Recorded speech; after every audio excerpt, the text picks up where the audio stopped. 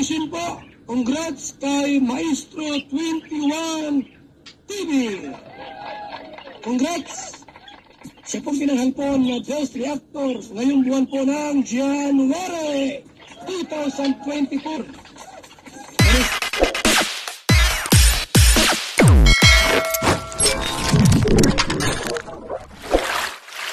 Okay guys, isa na muling mapagpalang umaga, tanghali, gabi po sa inyong lahat. Sana ang lahat ay nasa mabuting kalagayan at ligtas po sa anumang kapahamakan saan man po kayo dako ng mundo naroroon. Ako pumuli ang inyong lingkod, Maestro 21 TV, at sa ating reaction video ngayong araw na ito ay tayo muli ay magbibigay ng ating opinion kuro-kuro at komento sa pakiusap po ni Ate Edna tungkol po sa mga supporters, solid supporters, organic supporters po ng Kalingap at particularly po sa mga fans ng Danjoy. Nakita po ninyo sa ating pong thumbnail, nakalagay po ang Danjoy sapagkat ito po yung pangunahing ipinapakiusap po, babala.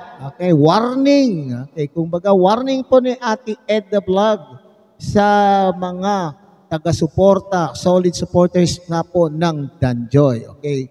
Disclaimer po mga kalingap, hindi po ang Danjoy po ang ating binibigyan ng reaksyon, kundi po yung pahayag po ni Ate Edna o babala po ni Ate Edna sa lahat ng mga kalingap, organic supporters, particularly sa mga taga-suporta po ni Danjoy, ng Danjoy. So bago po yan, tayo muna po ay magbibigay po guys sa ama at founder po ng Kalingap, Kuya Bal Santos Matubang.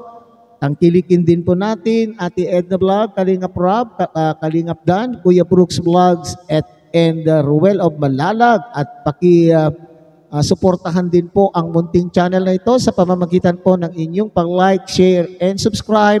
At tuloy pindutin na rin po ang notification bell at nang sa ganon, updated po kayo sa ating pang gagawing reaction videos sa susunod. Okay?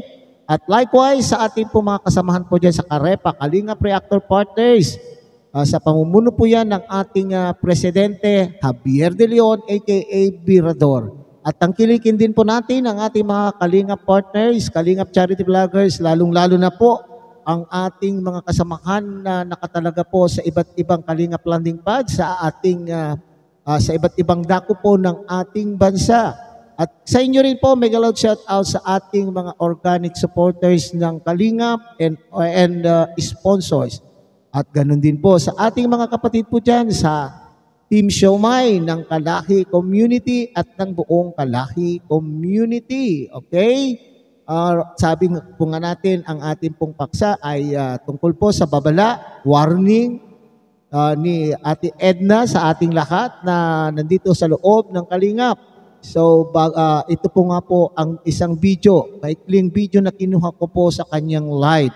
Tunghayan muna natin at dito po tayo magbabase ng ating komento, opinion, kuro-kuro at reaction. Tunghayan po natin mga Kalingap. Ito po, live na ito kasi awareness lang po ito guys. Gusto ko lang pong ma-aware. Kasi ganito po yun. Marami na po ngayon na mga supporter ng Danjoy ay bilib naman dun ngayon. So, awareness lang po ito at saka kumbaga paalala na rin na wag po kayong maniwala, aba. Huwag kayong maniwala sa mga baliw. Matapos kayong mura-murahin at saka doon ako. Nakakatawa pero seryoso po siguro ang pagsasabi po ni Ate Edna dito mga Kalingap ha.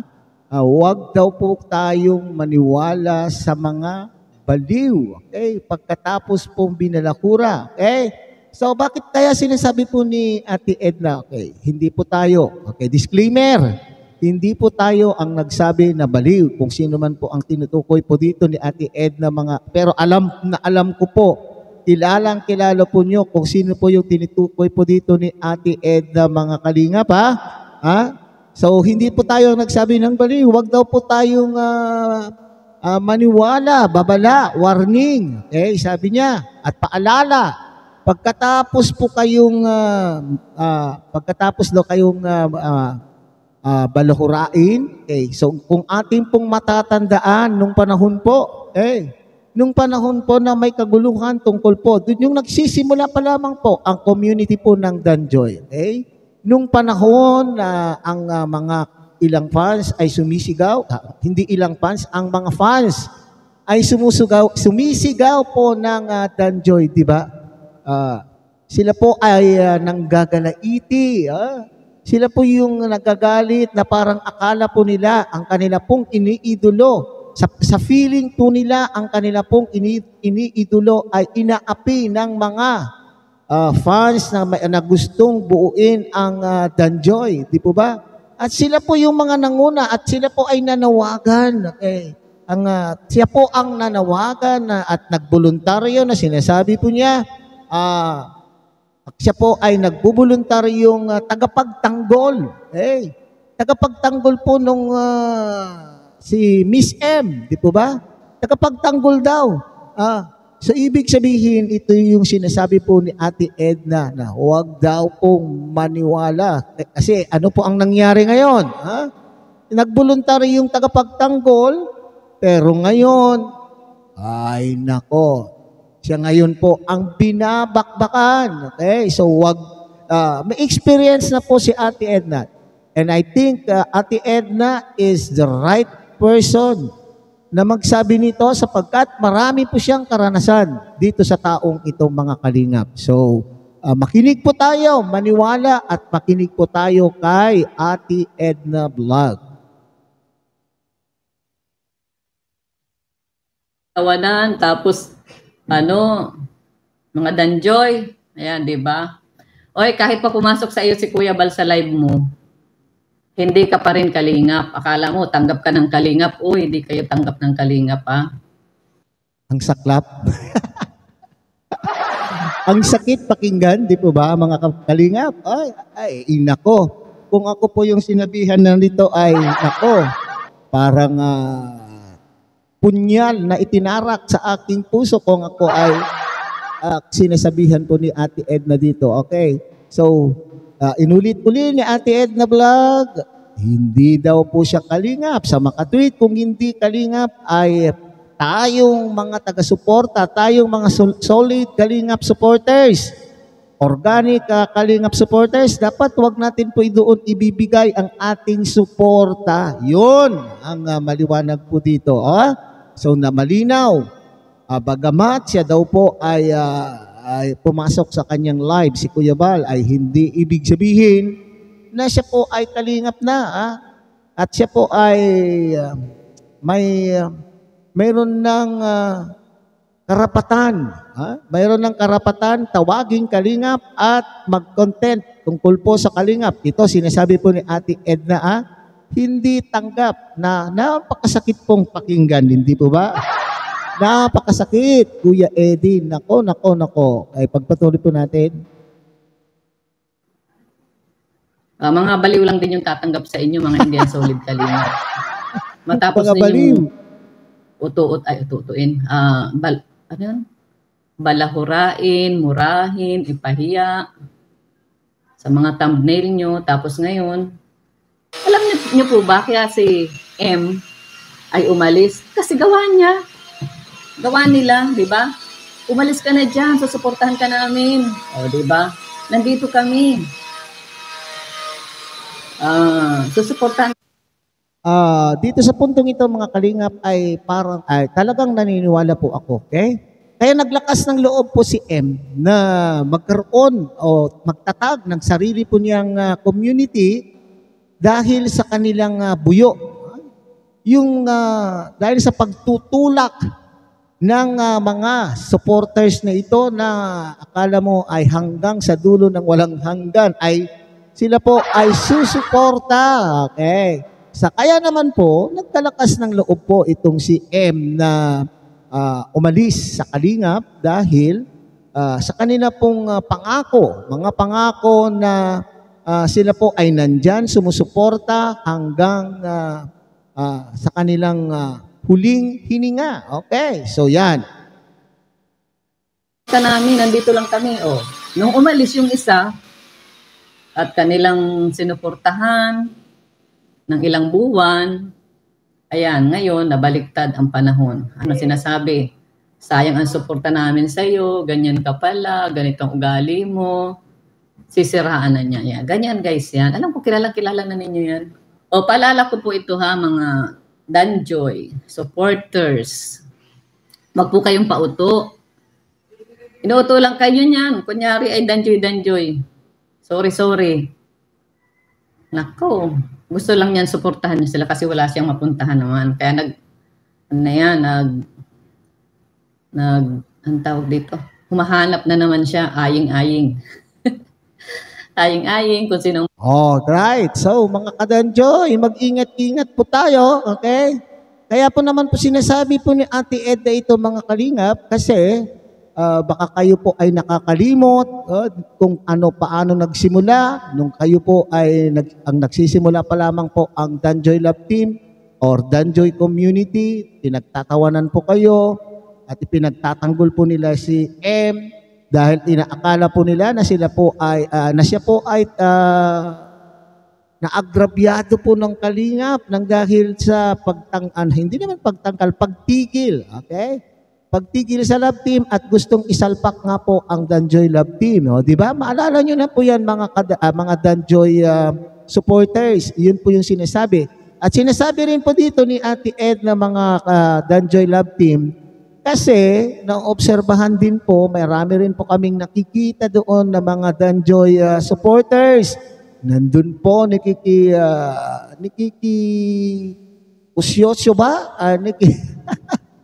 Nakikiusyoso nga ba? Or talaga naman pong ay medyo nahahatak na po ng puwersa? It's either na kayo po ay tayo po ay pare-parehong mga tismosa. Alam po naman natin yan na dito sa social media na kapag ang pinag-uusapan, kapag ang paksa ay tungkol po sa mga ganitong issue, di ba? Napapasilip po tayo. Ito yung pangamba po ni Ate Ed na mga kalingap na baka naman po itong Danjoy na ito ay unti-unti nang nakukuha, unti-unti nang nahahatak ang mga fans na ito at maniwala. Okay, maniwala po dito po sa nag-live na ito at siyang-siya naman po at marami po siyang views. Okay? Na nahahatak o nakukuha. Okay? So yan po. Pero alam ko, kung solid kalingap po tayo, sa akin naman pong palagay, kung tayo naman po ay solid, organic, supporter po ng kalingap at kung sa anuman, love team po, ay siguro ay mag-trust po tayo. Okay? Ibigay po natin ang trust. Ngayon, kung sila man po ay nandun, nakikipag-pusyoso, nakikipag-mingle, nakakapag-komento, yun po yung paalala po ni Ate Edna. Huwag daw tayong magpauto. Huwag daw po kayong magpauto, Danjoy fans, at huwag maniwala. Okay? Mauuto at susuporta sa kanila. Sa kanyan. Ayan.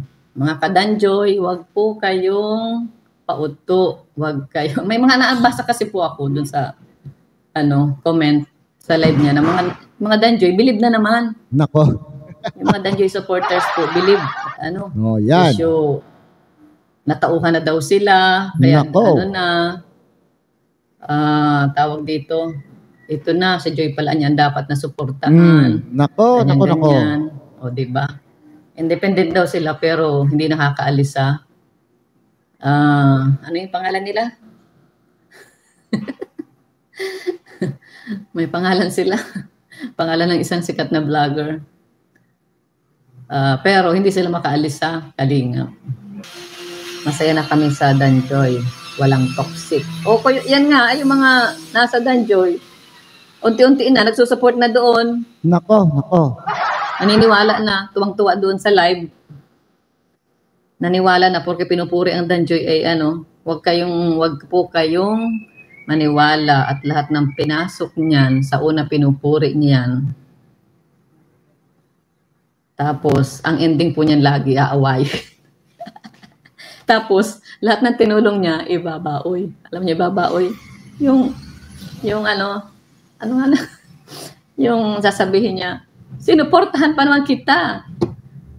Ako ang defender mo. Tinulungan pa kita. Ganyan. Sayang yung pagsuporta ko sa'yo. Ganon. Diba? Okay. Alright. So ito yung sinasabi po ni Ate Ed ng mga kalinga pa. Huwag kayong magpabuyo. Huwag po kayong magpahatak. Huwag kayong magpawakwak. Huwag maniwala. Huwag magpauto. Okay. Sabi ko kanina, kung sino man po ang taong labis na nakakakilala sa taong tinutukoy po ni Ate Ed na mga kalingap, ay si Ate Ed na po yun kasi siya po ay nakaranas din. Nakaranas din sa pambabanat, nakaranas din po ng hagupit ng taong ito. Nabas po silang mag-ina at silang pamilya dahil po sa kadahilanan sa kagagawan ng taong ito, mga kalingap. Okay? So ito yung sinasabi niya na bakit hindi kayo dapat maniwala? Kasi yan po yung ugali niya. Kapag, kunwari, siya ay nagtatanggol sa inyo, asahan po ninyo at mayroon po itong balik. Mayroon itong panunumbat. Gaya po yung pagbibigay, halimbawa man ng sponsor, o i-sponsor po niya, kung ano man ang naibigay ng taong ito ay, nako, maniwala po kayo talagang pag kayo po ay nagkasiraan ay isusumbat po sa inyo po ito. Okay? So mga Danjoy fans, mag-ingat, hindi lamang po ang Danjoy po ang ating pinapakiusapan, kundi lahat po ng ating mga kalingap supporters, kalingap organic supporters and